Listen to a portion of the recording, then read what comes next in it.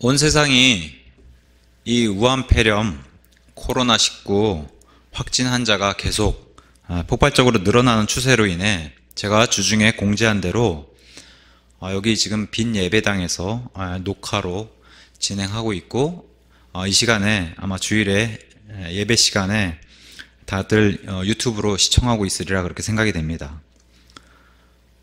우리 교회가 이렇게 하는 이유는 지금 현 정부에서 정책 방향이 모든 집회나 특히 교회 예배 등을 금해 주십사 이렇게 공고하는 그런 정책 방향에 맞춰서 우리 교회도 거기에 협조하는 것입니다. 이것은 이렇다고 해서 결코 세상과 타협하는 것이 아닙니다. 또한 예배를 등한시하거나 그런 자세를 취하는 것도 아닙니다. 어떤 분은 어떻게 예배를 안 드릴 수 있나 하면서 예배를 드리면은 하나님께서 지켜주실 것이다 라고 이제 말씀하신 분도 계신데, 우리가 예배를 안 드리는 것은 일시적인 그런 자세지 계속해서 예배를 이 코로나가 없어질 때까지 안 드린다고 하는 자세는 아니고, 지금 세상이 집회나 교회 예배를 주목하고 있는 이러한 시점에서 우리가 교회에 부정적인 이미지를 주지 않도록 세상의 빛과 소금과 본이 되는 모습을 보여주려고 이런 자세를 취하는 것 뿐이지, 그렇다고 해서 예배를 등한시하거나 우리가 예배를 오랜 기간 동안 안 드린다고 하는 그런 자세를 취하는 건 아닙니다.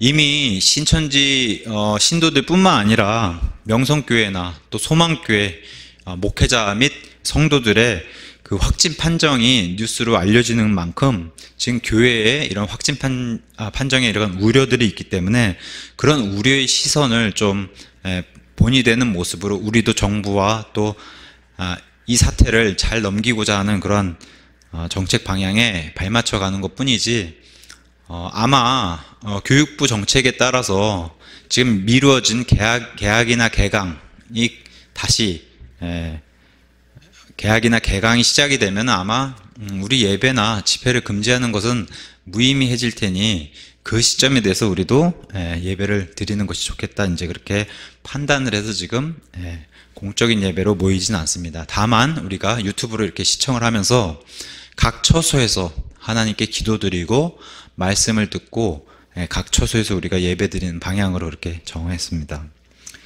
요즘 신천지 이런 확진 판정 또 이렇게 번져나가는 이런 사태로 인해서 믿지 않는 자들의 조롱이, 기독교를 향한 조롱이 도가 지나치는 것을 우리가 볼 수 있습니다. 신천지를 핑계로 해가지고 기독교 자체를, 또 예배 자체를 조롱하는, 그런 기독교 자체를 박해하려는 하는 그런 움직임이 보여집니다.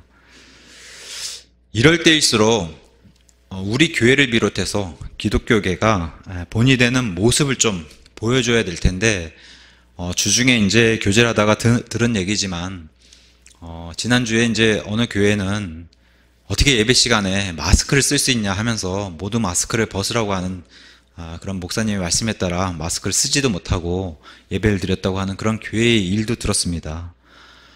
참 지혜를 발휘해야 할 그런 위기의 때에 오히려 균형적이지 못한 그런 맹목적인 믿음을 보이는 건 아닌지 참 걱정의 그런 마음도 듭니다.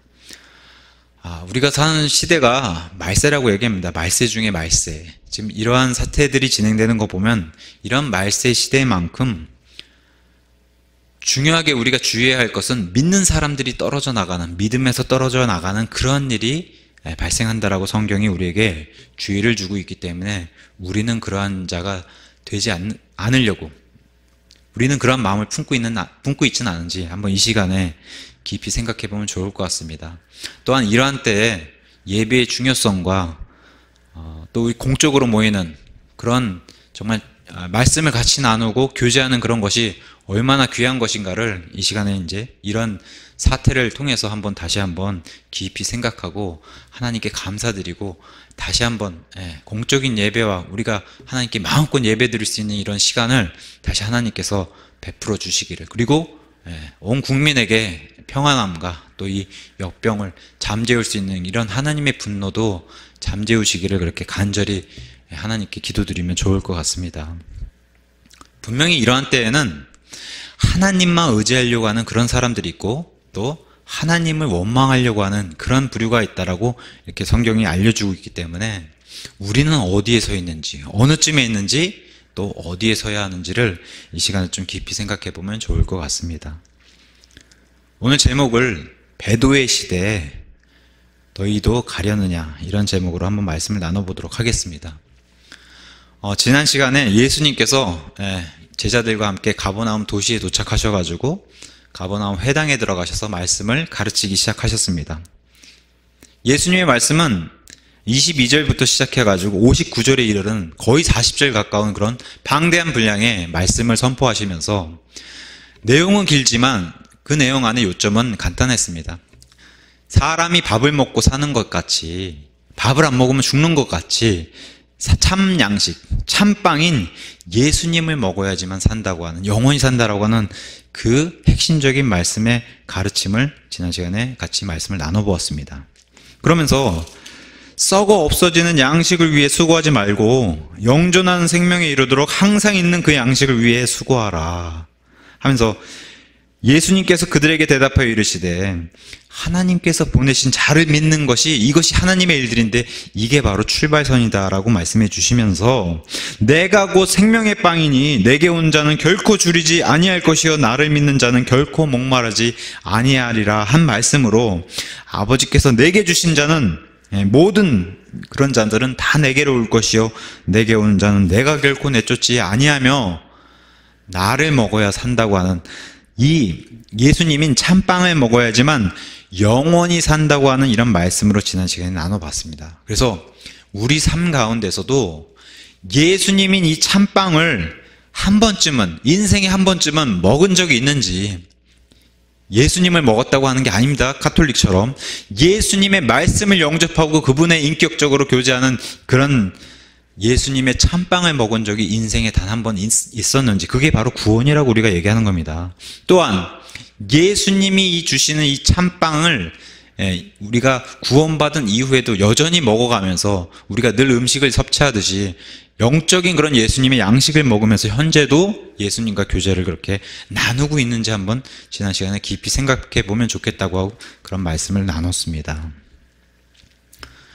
예수님께서 이 땅에 인간으로 태어났으면 누구든지 이 양식을 먹고 살아야 하는 거 너무나 당연한 건데, 이렇게 인간이 양식을 먹고 사는 것을 하나님께서 섭리로 만들어 주시면서 진짜 더 중요한 것은 영적인 양식을 먹는 것이 가장 중요하다라고 예수님 말씀하시면서 하늘에서 내려온 참빵인 나를 먹어라, 내 살과 피를 먹어라, 내 살과 피를 먹지 않은 자에게는 영원한 생명이 없다라고 하는 이 말씀을 계속 선포하니까 유대인들이 이 말씀에 실족해서 걸려 넘어지기 시작하는 게 바로 오늘 본문의 시작입니다. 그러면서 60절에 그러므로 예수님께서 살과 피에 대한 그런 말씀 선포를 계속 하심으로 그분의 제자들 중에 많은 사람이 이것을 듣고 이르되 이 말씀은 어렵도다, 누가 그것을 들을 수 있으리요, 이렇게 이제 얘기하기 시작합니다. 말씀이 너무 어렵다는 겁니다.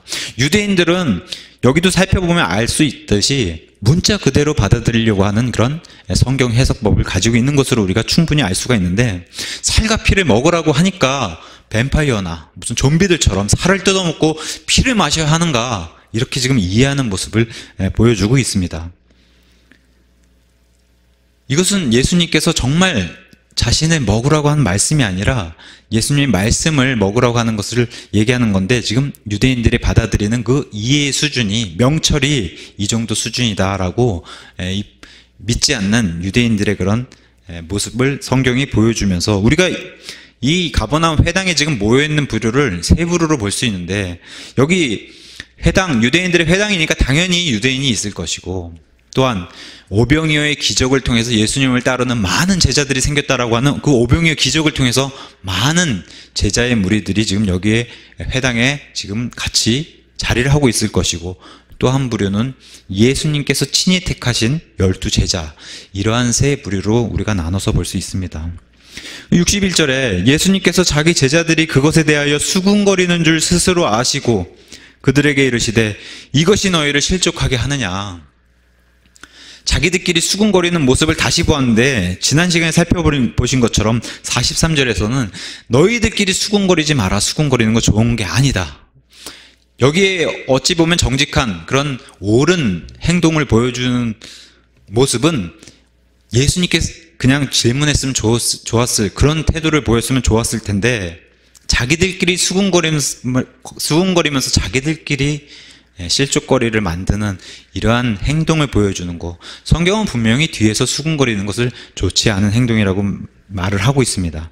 근데 여기서 아니나 다를까 자기들끼리 수군거리면서 자기들끼리 이 말씀으로 실족하는 이런 모습을 보였을 때 예수님이 그것을 스스로 아시고 바로 그들을 지적하시면서 그러면 너희가 사람의 아들이 이전에 있던 곳으로 올라가는 것을 보면 어떻게 하려느냐 하면서, 지금 내가 육신적인 사람이 먹고 사는 그런 문제인 빵을 가지고 얘기하는 것도 이렇게 이해를 하지 못하는데 영적인 그런 일들에 대한 그러한 모습을 보여줬을 때 너희가 어떻게 하려느냐 이렇게 이제 예수님 말씀하시는데, 예수님이 어떠한 존재신지에 대해서는 베드로전서 2장 7절과 8절에 이렇게 증언하고 있습니다. 그러므로 그분께서 믿는 너희에게는 보배로우시나 불순종한 자들에게는 건축자들이 거부한 그 돌이 되셨느니라. 바로 그 돌이 모퉁이의 머릿돌이 되고 걸림돌과 실족하게 하는 반석이 되되 순종하지 아니하여 말씀에 걸려 넘어지는 자들에게 그리 되었나니 그들은 또한 그렇게 되도록 정하여 졌느니라. 이 말씀을 믿지 못하고 말씀의 믿음을 받아들이지 못해서 믿지 아니한 자는 불순종한 자고 말씀에 걸려 넘어진 자고 또 그렇게 되도록 예수님께서 정하신 그러한 자들이라고 이제 베드로도 이렇게 증언을 하고 있습니다. 예수님은 요한복음 6장이 시작하면서 제자들 앞에서 영적인 모습을 보여주셨습니다.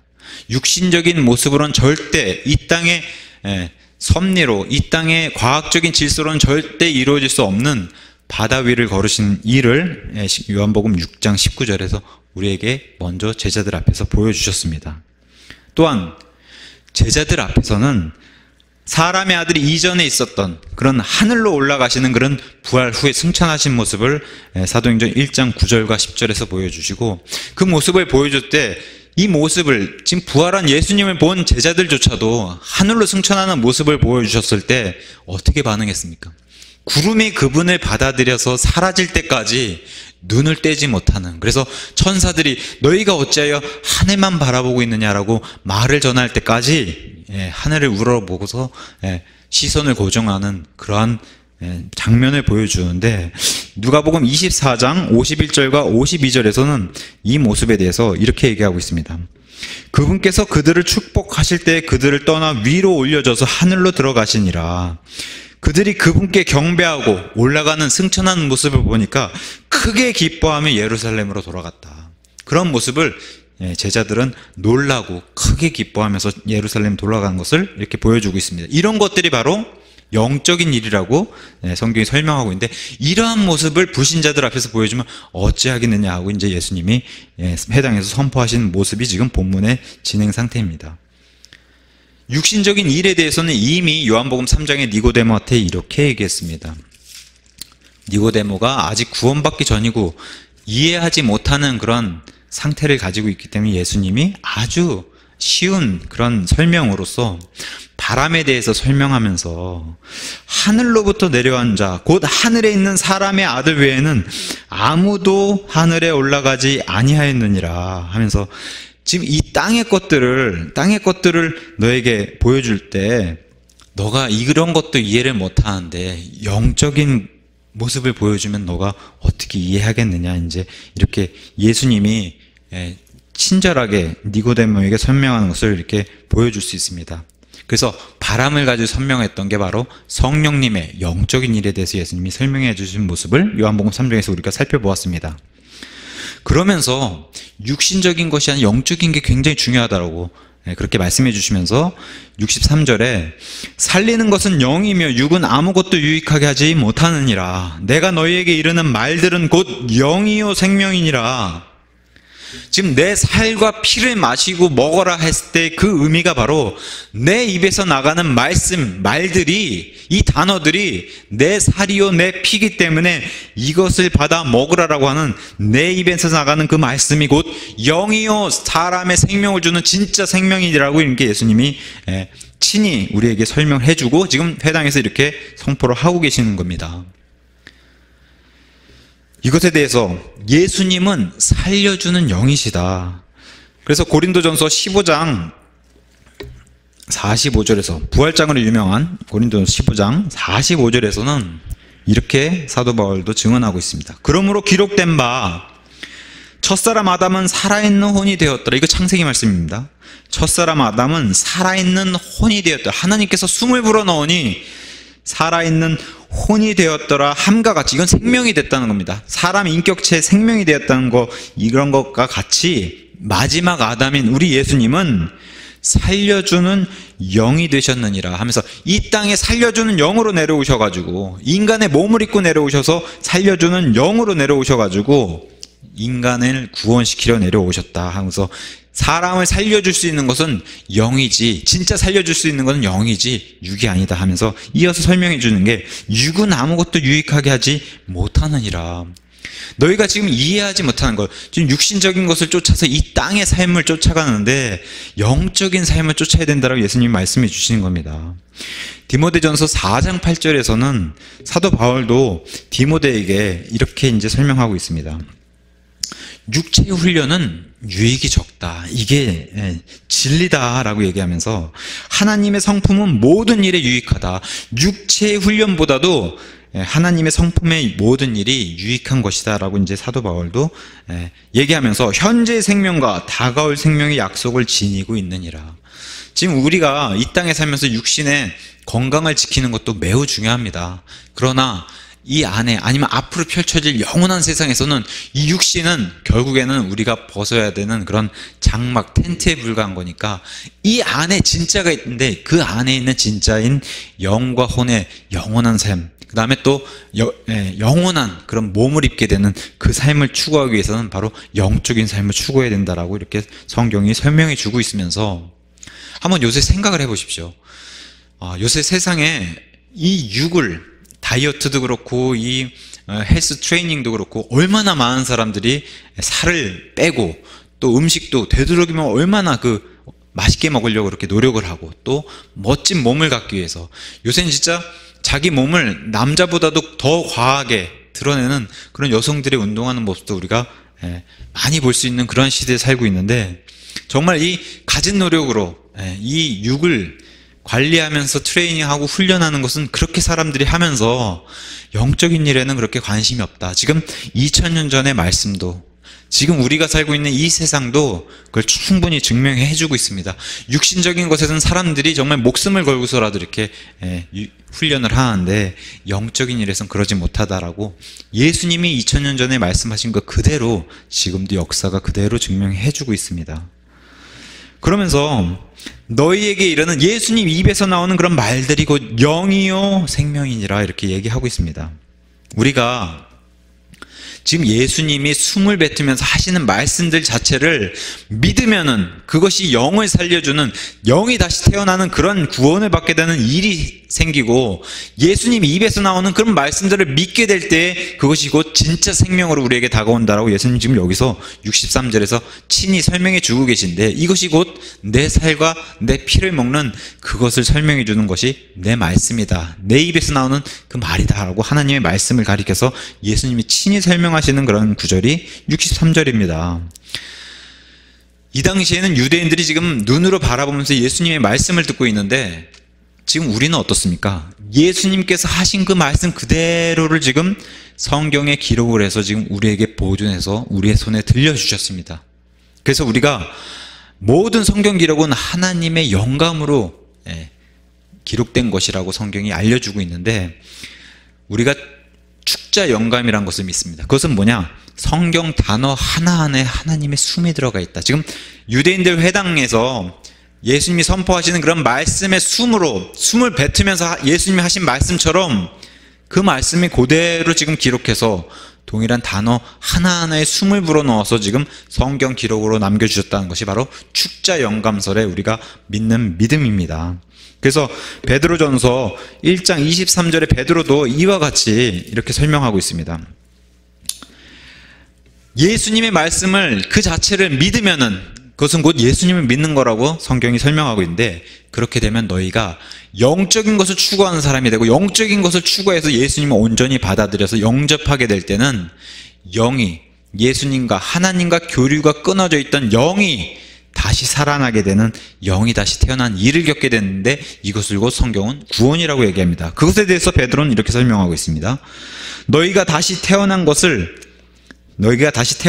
썩을 씨에서 난 것이 아니요 썩지 아니할 씨에서 난 것이니, 이것이 바로 예수님을 가리키는 말입니다. 살아있고 영원히 거하는 하나님의 말씀으로 된 것이니라. 하나님의 말씀으로 우리가 다시 태어났다. 베드로전서 1장 23절에서도 이렇게 베드로도 동일하게 증언해 주고 있습니다.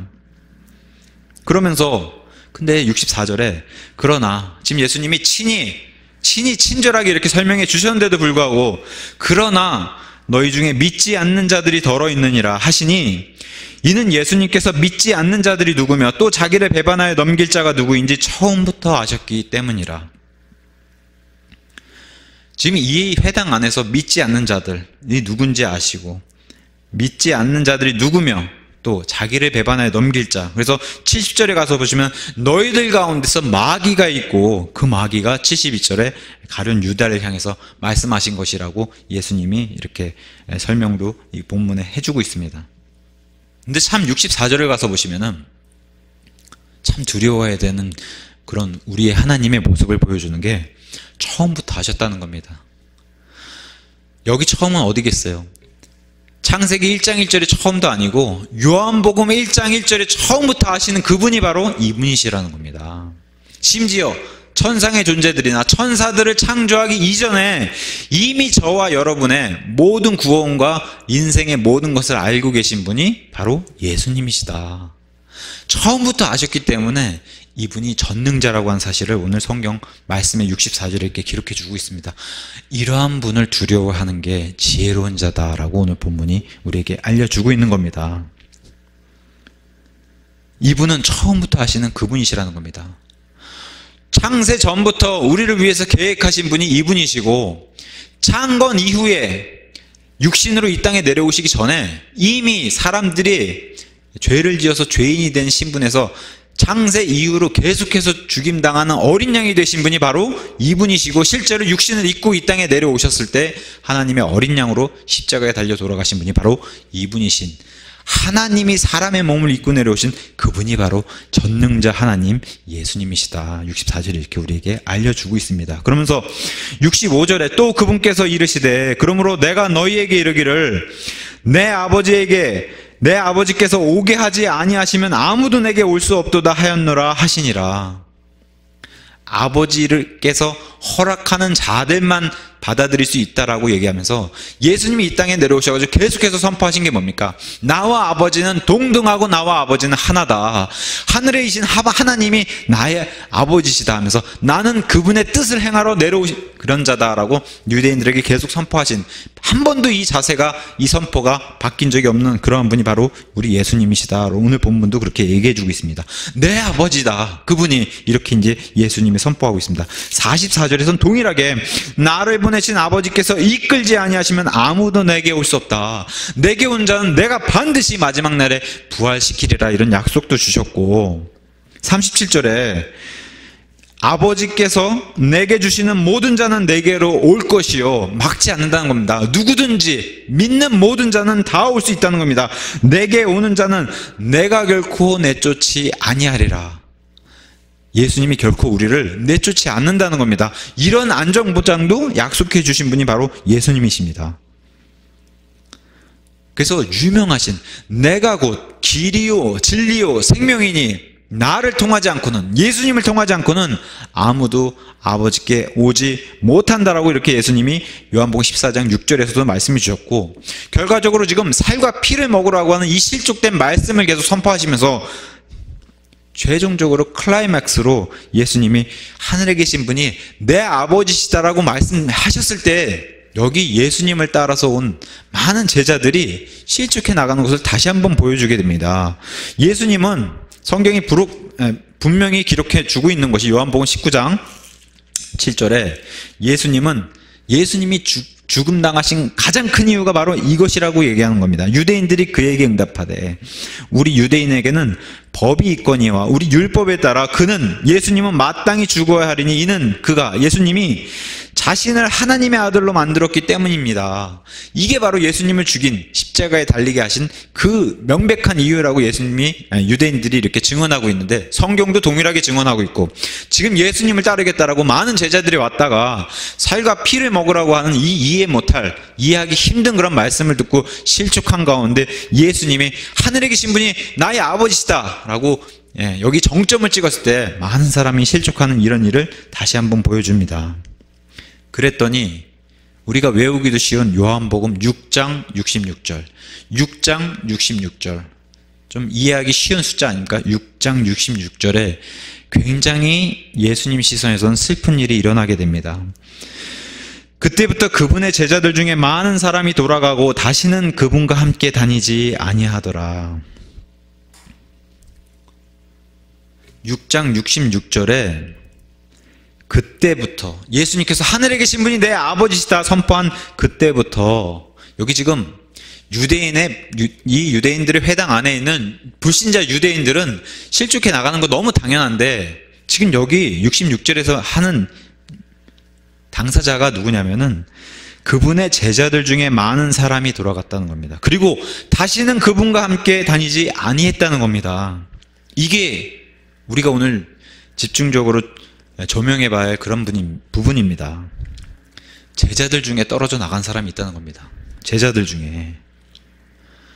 성경이 말하는 제자는, 세상에서도 그렇게 얘기할 수 있지만, 성경이 말하는 제자는 자기 스승의 모든 것을 답습해서 스승의 길대로 그대로 따라하려고 스승의 모든 것을 받아서 하는 그런 자들을 제자라고 얘기합니다.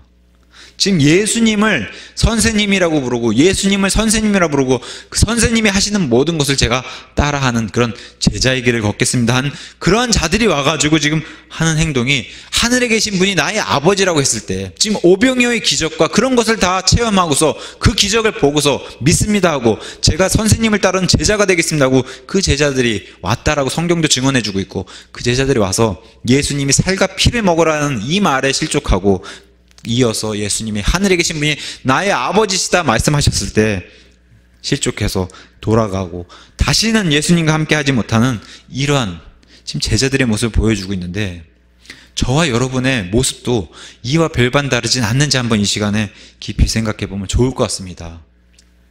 성도와 제자의 차이는 분명히 있습니다. 성도는 구원받으면 누구나 되는 게 성도입니다.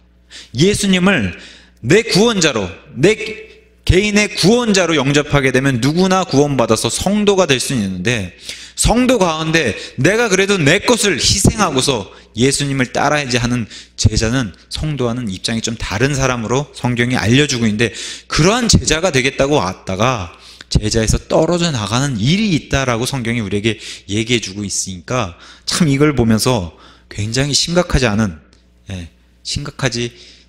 생각해 봐야 될 우리가 그런 본문을 접하고 있습니다. 저와 여러분은 어떻습니까?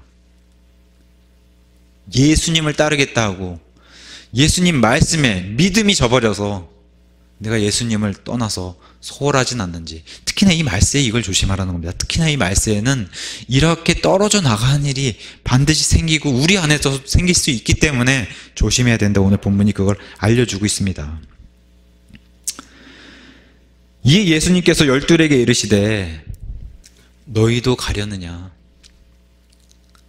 바로 이겁니다. 예수님이 물어보는 질문의 포인트, 한번 저와 여러분이 깊게 생각해 봐야 되는 부분이, 지금 많은 사람들이 나를 따르려고 왔다가, 여기 지금 구원받은 사람들이 와서 나를 따르겠다라고 제자로 왔다가 떠나는데, 너희 역시 떠나려느냐, 가려느냐. 예수님의 입장에서 한번 생각해 보면 굉장히 슬프고도 참 마음 아픈 그런 말씀이십니다. 너희도 가려느냐.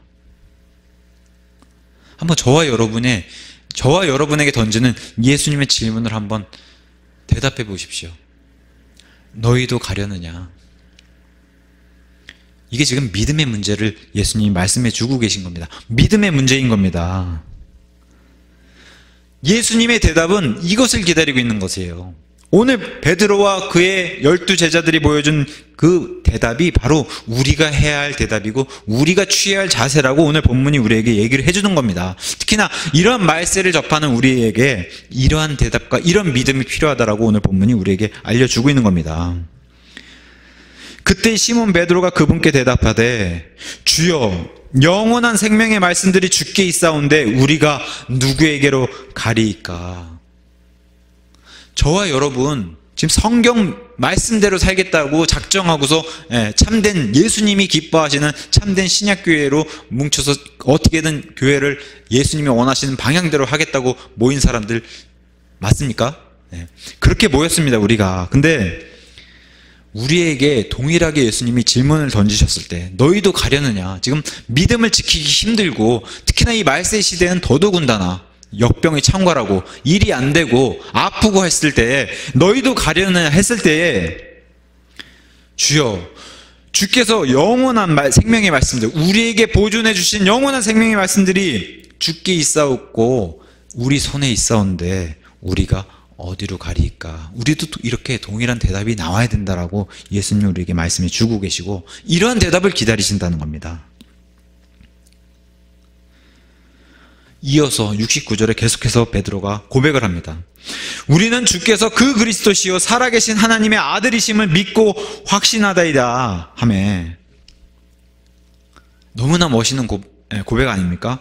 우리는 주께서 그 그리스도시요 살아계신 하나님의 아들이심을 믿고 확신하나이다. 지금 불신자 유대인들도 그렇고 실족한 제자들도 그렇고 지금 떨어져 나가서 돌아가는 그런 사람들은 뭘로 알아들었습니까? 지금 먹는 거 얘기했더니 먹는 거 얘기하고 우리가 살을 어떻게 먹어? 아니 피를 어떻게 먹는다고 저 사람은 저렇게 얘기하지? 라고 좀 전까지 선생님이라 부르던 자들이 그렇게 해서 떨어져 나가는 모습, 지금 먹는 거 육신적인 모습을 보여주면서 영적인 일로 전혀 생각하지 못하는 이런 사람들의 모습을 보여줬을 때에 예수님이 택하신 그런 12제자의 모습은 어떻습니까? 바로 나의 살과 피를 먹으라 했을 때 이 베드로의 대답이 정확한 대답이 나오지 않습니까? 우리는 믿습니다. 예수님께서 살과 피를 먹으라 했을 때 우리는 믿습니다. 그것이 진짜 살과 피가 아니라 예수님의 말씀이라는 사실을, 이 대답이 나와야 된다는 겁니다. 믿는 것뿐만 아니라 믿고 확신합니다. 말씀을 먹는 것을 정확히 이해한 베드로와 제자들의 모습을 보여주면서 이것에 대해서 믿음장으로 보여주는 히브리서 11장은 이렇게 얘기하고 있습니다. 히브리서 11장 1절에서 3절.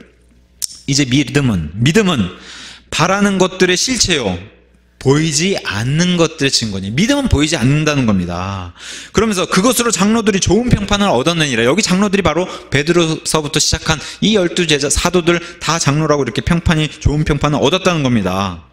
믿음을 통해 우리는 세상들이 하나님의 말씀으로 지어진 줄을 깨닫나니 그런즉 보이는 것들은 나타나 보이는 것들로 만들어지지 아니하였느니라. 지금 우리가 보는 이 세상을 창조하시는 분은 우리 눈에 보이지 않는 분이 창조하셨다고 그렇게 성경이 증언해주고 있습니다.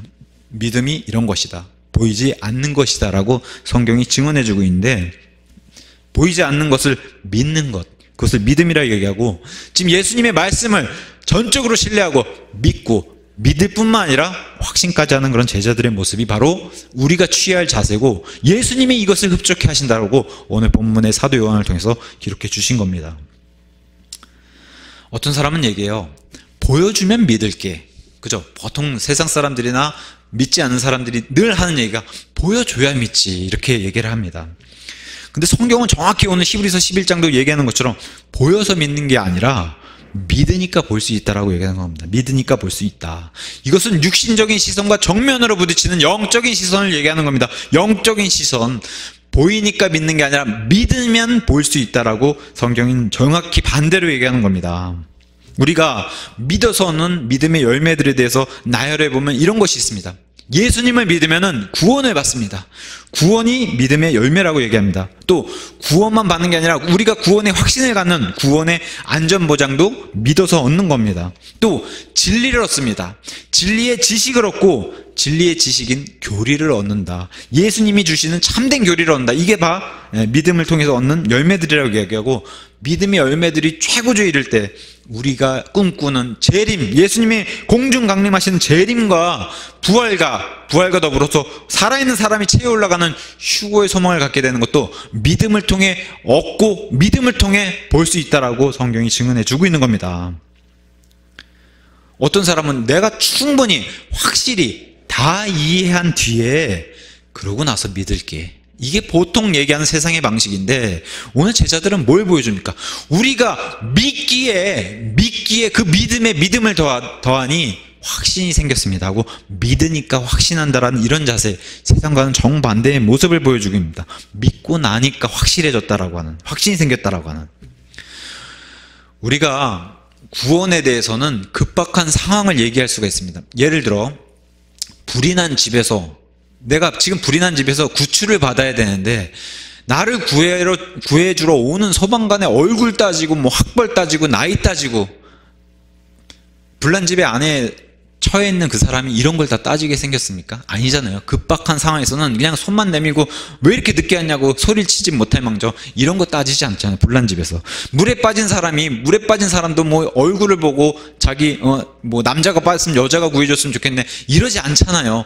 그냥 빠져서 급박한 순간에 누군가 손을 내밀면 그거 잡기 바쁘지, 이런 걸 얘기하는 겁니다. 지금 우리나라 이런 우한폐렴이 전국에 창궐하고 있는 이러한 사태에서 어떤 사람이 목숨이 위태로울 수 있는 이러한 상황에서 만약에 다 알고 나서 내가 믿겠다라고 하는, 창세기서부터 계시록까지 다 알고 나서 믿겠다고 하면은 이거 구원받을 사람 거의 없습니다. 하나님은 구원을 그렇게 만들어 놓으시지 않으셨습니다. 창세기서부터 계시록까지 다 이해하고 믿어야 된다면은 구원받을 사람 아무도 없습니다. 예수님은 뭐라고 말씀하십니까? 나를 믿어라.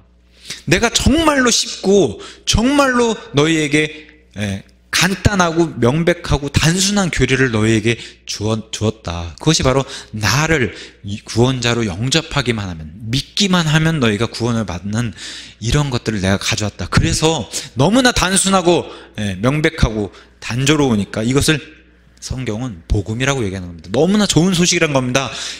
창세기서부터 계시록까지 알지 못해도 예수님을 내 자신의 개인의 구원자로 영접하고 그분이 나를 구원해 주실 수 있고 그분이 나를 부활시켜 주실 수 있다라고 하는 이 사실만 믿게 될 때 이것이 복음으로 내 안에 들어와서 나를 구원시킬 수 있다라고 하는 이 명백하고 단순한 이 교리가 바로 복음이라고 성경은 우리에게 얘기하고 있습니다. 급박한 상황, 내가 1분 뒤에 죽더라도, 내가 1분 뒤에 죽음이 나를 기다리더라도 그 전에 예수님을 받아들이기만 하면 예수님 옆에 달렸던 강도처럼 그 즉시 구원을 받을 수 있다라고 하는 이 단순한 교리를 성경은 복음이라고 얘기하는데, 이 복음을 받아들이라는 겁니다.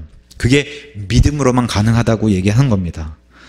자, 여기 69절에 베드로의 고백, 우리는 주께서 그 그리스도시요 살아계신 하나님의 아들이심을 믿고 확신하나이다. 이렇게 중요하고, 다른 복음서에서는 이 고백 위에 반석을 설명하시면서 내 교회를 짓겠다고 한 예수님의 그 엄청난 선포가 있었던 그 고백인데, 이게 기준 성경에 어떻게 돼 있냐면은, 우리가 주는 하나님의 거룩한 자인 줄 믿고 알았습니다. 믿고 확신이 아니라 믿고 알았습니다라고 변기해놨고, 여기서 많은 단어들을 다 삭제해놨어요. 그리스도를 뺐어요. 살아계시다고 하는 사실을 뺐어요. 하나님의 지금 독생자 아들이심을 강조하는 이 단어를, 아들이란 단어를 뺀 게 바로 기존 성경의 이런 고백입니다. 얼마나 많은 것을 삭제하고 변기해놨는지 몰라요. 우리 성경에 킹제임스 성경 얼마나 멋있습니까? 베드로의 마태복음 복음서에 그 고백한 그 고백, 마태복음 16장의 고백, 마가복음의 고백, 누가복음 9장의 고백처럼 동일하게 우리는 주께서 그 그리스도, 모세가 설명했던 그 그리스도시요 살아계신, 그죠? 어제도 오늘도 영원토록 살아계신 하나님의 독생자 아들이심을 믿고 확신하나이다. 지금 불신자 유대인이 떠났어요. 제자들이 많은 따르겠다고 하는 제자들이 다 떠났어요. 누가 남았습니까? 예수님이 택하신 예수님의 제자들만 남아서 이렇게 완벽한 예수님 마음에 흡족한 이런 고백을 하는 겁니다. 그 그리스도시요 살아계신 하나님의 아들심을 믿고 확신합니다. 믿고 알게 됐나이다가 아니라 믿고 확신합니다. 이러한 멋진 고백을 제자들만이 보여줄 수 있다. 예수님을 진짜로 따르는, 진짜 자기 것을 희생하고 자기 십자가를 지고서 예수님을 따르는 예수님의 진짜 제자들이 이러한 고백을 했다라고 성경이 우리에게 알려주고 있는 겁니다. 얼마나 멋진 고백입니까? 우리에게도 동일한 이런 고백을 이 말세, 이 시대에 우리에게 동일하게 요구하고 계십니다. 예수님은 하나님으로부터 기름 부음 받은 그리스도 메시아요, 하나님은 영원토록 살아계신 분이시고 그분의 아들이심을, 이것을 믿고 확신하게 됐다라고 하는 이러한 말씀을 오늘 고백을 동일하게 하면서 결론을 짓도록 하겠습니다. 지난 시간에도 우리가 살펴봤듯이 요한복음은 사도 요한의 기록자 사도 요한이 요한복음은 예수님이 하나님의 아들뿐만 아니라 그분의 기름 부음 받은 그리스도임을 너희가 믿게 하고 이것을 통해서 영원한 생명을 얻게 하려고 내가 기록했다. 이렇게 사도 요한은 요한복음 말미에 이렇게 기록을 해놓고 있습니다. 그러면서 동일한 기록자인 사도 요한이 요한일서 5장에 이러한 말씀을 기록해놨습니다. 내가 하나님의 아들의 이름을 믿는 너희에게 이것들을 쓴 것은 너희에게 영원한 생명이 있음을 너희가 알게 하고 또 하나님의 아들의 이름을 너희가 믿게 하려 함이라. 인천의 한 자매님이 저에게 성경을 읽으면서 참 궁금해한 그런 것들을 이제 카톡으로 물어오시는 분이 계세요. 저한테는 참 저도 공부가 되고 그 자매님의 열심도 저도 보면서 나름 반성도 하고 그러한 자매님이 계신데 이것을 질문해 오셨어요. 왜 하나님의 아들의 이름을 믿는 너희, 이미 믿고 있는데 너희에게 다시 영원한 생명이 있음을 너희가 알게 하고 또 하나님의 아들의 이름을 너희가 믿게 하려고, 믿는 자들에게 왜 믿게 하려고 이렇게 기록을 중복해서 해놨냐. 여기 이제 하나님의 아들의 이름은 예수님의 그 전적인 인격체를 얘기하는 겁니다. 이름은. 그래서 이름을 믿는다고 한 뜻은, 그래서 예수님을 믿는 너희에게 예수님을 믿게 하려고 썼다라고 요한일서는 왜 이렇게 기록을 해놨냐라고 이제 이런 질문을 해오셨는데 아주 좋은 질문이었어요. 바로 믿음이에요. 구원받은 자들, 이미 믿어서 예수님의 생명이 이 안에 있는 자들도, 지금 사도 요한은 성경의 마지막 기록자입니다. 마지막 성경을 기록하면서 옛 공생애 때 이런 일들도, 오늘 본문에 나온 이런 일들도 회상하고 말세를 살아본, 자기가 성경의 마지막 기록을 기록하면서 세상 끝날까지 또 영원한 세상을 다 눈으로 본 그런 사도 요한이 보니 믿는 자들조차도 세상에서 믿음을 저버린 일이 너무 많더라. 실제 예로 예수님의 정말 이런 귀한 12제자들도 십자가 사건 후에, 예수님이 죽음당한 후에 사흘 뒤에 예수님이 분명히 부활하신다라고 말씀하셨음에도 여러 번 말씀하셨습니다. 그럼에도 여기 제자들조차도 믿지 않았다라고 성경이 설명하고 있어요. 우리가 성경 기록을 통해서 다 알 수 있었습니다. 제자들은 믿음이 적어서 그걸 안 믿었던 게 아니라 아예 십자가 후의 부활 자체를 믿는 믿음이 없었다라고 성경이 설명해 주고 있습니다. 바로 그런 것을 사도 요한이 하나님을 통해서 경고를 주고 있는 겁니다. 믿는 자들 역시 너희 안에 예수님의 생명이 있다고 하는 사실을 잊지 말고 너희가 그 예수님의 생명을 간직하고 있다는 사실, 또 예수님을 여전히 믿어야만 세상을 살아갈 수 있다는, 그게 오늘 예수님이 설명하신 늘 밥을 먹듯이 예수님의 말씀과 이런 것들을 접하면서 늘 믿음을 우리에게 확인하고 또 예수님의 믿음을 또 증명하고 확신하는 그러한 일들이 우리 인생 가운데서 계속 일어나야 되는 일로 사도 요한이 친절하게 요한일서 5장에서도 설명해 주고 있는 겁니다. 요한복음은 분명히 육신적인 것을 보여주면서 육신적인 설명, 육신적인 세상의 일들로 설명을 하면서 영적인 일들로 같이 전달하는 그런 방법을 취하고 있습니다. 예수님도 이 오늘 가버나움에서 선포하는, 이런 회당에서 선포하는 이런 것들이 사람의 기본 욕구 중에 가장 강하다고 하는 식욕에 관련된 것으로, 먹는 것만큼 사람들이 중요하게 생각하는 게, 요새 뭐 먹는 것만 얼마나 그렇게 사람들이 맛있게 먹고 또 맛있는 데 찾아가서 먹으려고 그렇게 애를 쓰는 그런 시대에 우리가 살고 있는지 모릅니다. 그런 사람들이 가장 중요하다고 여기는 요소 중에 하나인 이 식욕을 가지고서 예수님이 이런 게 이렇게 중요한 것만큼 영적인 양식, 영적인 먹는 것도 이렇게 중요하다라고 예수님이 설명해 주고 있는 겁니다. 이집트에서 탈출해서 광야 생활을 할 때에도 이스라엘 백성들이 하나님을 강하게 대적했던 것 중에 가장 큰 문제가 뭐였습니까? 바로 먹는 문제 때문에 대적했던 것을 우리가 성경 기록을 통해서 살펴볼 수 있는데, 이 정도로 먹는 게 중요하다, 그걸 보여주면서 육신을 채우는 것도 중요하지만 영적인 것을 채우는 게 더더욱 중요하다라고 신명기 8장 3절의 말씀을 인용하면서 마귀에게 친히 시험 받으실 때 하신 말씀, 사람이 빵으로만 살 것이 아니라 하나님의 입에서 나온 모든 말씀으로 살 것이라고 하는 이 말씀 통해서 입으로 들어가는 음식도 중요하지만 영을 살리는 예수님, 참빵, 이 말씀이 더 중요하다라고 예수님이 설명해 주고 있는 겁니다. 이러한 말씀을 던졌을 때 하나님이 입에서 나온, 예수님 입에서 나온 이 말씀을 믿었어야 함에도 불구하고 불신자들은 다 떠나고 또 예수님에 따르겠다고 한 제자들도 떠나게 되는, 내가 하늘에서 내려온 그 하나님의 아버지의 아들이다라고 얘기했을 때 그 말을 믿지 않고 다시는 같이 다니지 않는 이런 현상이 발생하게 됩니다. 말세에도 이와 같은 징조들이 일어난다고 얘기를 하는 겁니다.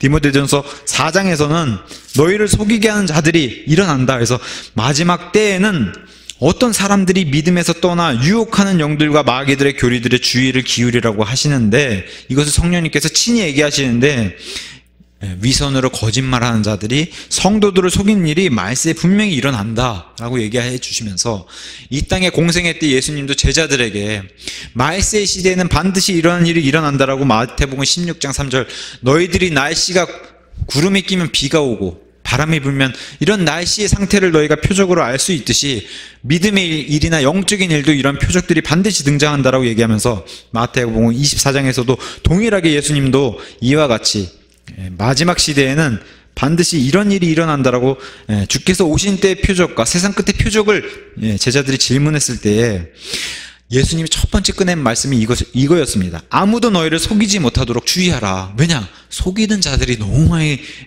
일어난다는 겁니다. 그래서 11절에 다시 반복하시면서 많은 거짓 대언자가 일어나 많은 사람을 속이는 이런 일이 말세에는 반드시 일어난다라고 이제 얘기하고 있습니다. 그래서 베드로후서 2장 1절에서 3절에서도 동일하게 이런 얘기를 합니다. 그러나 백성 가운데, 이스라엘 백성 가운데서 거짓 대언자들이 있었던 것 같이 말세 시대에는 너희 가운데도 거짓 교사들이 있으리니 그들은 정죄받을 이단 교리, 저주받은 복음입니다. 정죄받을 이단 교리들을 몰래 들여와 심지어 자기들을 사신 예수님인 주님을 부인하기까지 하고 자기들을 위해 신속한 파멸을 가져오는 이런 자들이 일어난다는 겁니다. 많은 사람들이 그들이 악독한 길들을 따를 터인즉, 지금 우리가 보는 눈앞에서도 예수님 믿는다고 하는 자들이 지금 이런 코로나 확산을 통해서도 보여주지 않습니까? 예수님을 믿는다라고 입으로는 떠드는데 정작 다른 사람, 예수님 대신에 다른 교주를 믿고 있는 이런 악독한 길들을 따를 터인즉 그들로 인해 진리의 길이 비방받을 것이요. 이게 우리 눈앞에 펼쳐지고 있는 지금 말세의 징조입니다. 진리의 길들이, 이러한 자들, 이러한 단체들 때문에 진리의 길이 비방받는 이런 일이 있고, 그들은, 이단들이나 이 거짓 교사들은 탐욕으로 말미암아 거짓된 말들을 가지고 너희를, 성도들을, 또 믿지 않는 자들, 이런 자들을 상품 취급하리니 그들에 대한 심판은 오래되어 이제 지체하지 아니하며 그들이 받을 정죄는 잠자지 아니한다라고 예수님 말씀해 주셨는데, 이러한 자들의 시대가 데살로니가 후서 2장 3절에서 동일하게 아무도 어떤 방법으로 너희를 속이지 못하게 하라. 속인 자들이 반드시 말세에 일어나서 성도들을 흔들어대고 믿음에서 떨어져 나가게 하는 일이 일어난다는 겁니다. 그래서 이러한 일로서 성도들이 떨어져 나가고 나서 일어나는 사람이 바로 적그리스도가 일어난다라고 얘기하는데, 성경은 공통적으로 다 말세에는 반드시 이렇게 속이고 특히 성도를 속이는 이러한 게 들끓는 시대가 바로 말세다라고 얘기하면서, 이런 자들이 뭘 하려고 하는 겁니까? 마귀를 통해서 믿는 자들의 믿음을 떨어져 나가게 하고 배도하게 만드는 그러한 일을 벌이려고 지금 성경이 공통적으로 지금 다 조명해서 이렇게 말씀을 우리에게 주의를 주는 겁니다. 불신자들이 떨어져 나가는 게 아니라 지금 믿는 자들이 떨어져 나가는, 오늘 회당에서 예수님을 따르겠다라고 온 제자들이 떨어져 나간 것처럼 우리가 사는 시대가 바로 믿음에서 떨어져 나가는 배도의 시대, 또 그 배도를 만들기 위해서 계속해서 거짓 교사와 거짓 대언자들, 거짓 그리스도들이 일어나가지고 성도들을 흔드는 이런 시대가 바로 우리가 사는 시대라고 본문도 성경도 우리에게 얘기를 하는 겁니다. 힘든 시대입니다. 지금 우리가 사는 시대가. 그럴 때 예수님이 뭐라고 말씀하십니까? 너희도 역시 가려느냐? 너희도 가려느냐?